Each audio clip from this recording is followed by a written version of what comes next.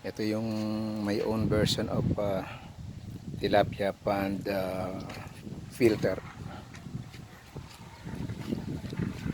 Ito yung pinaka inlet ng tubig niya from submersible.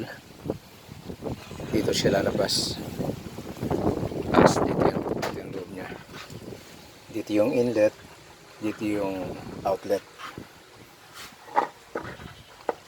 Ngayon ito yung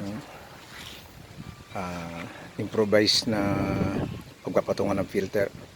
Actually balde rin to na binutasan ko ng barena. Nakaganyan ang posisyon niya dyan. Ayan. Tapos ayan. Nakapatong dito yung mga filters niya. Sponge, mosquito net, charcoal, at saka stone pebbles. Tapos ilalagay ko ito dito para sa kanyang pag kailangang magwashing ng kanyang filter. So bubuksan lang dito, malilinis siya. Ayan siya.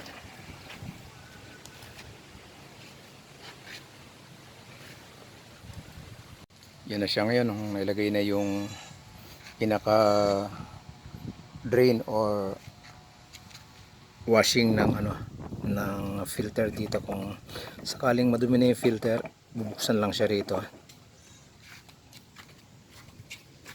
Yan, dyan siya.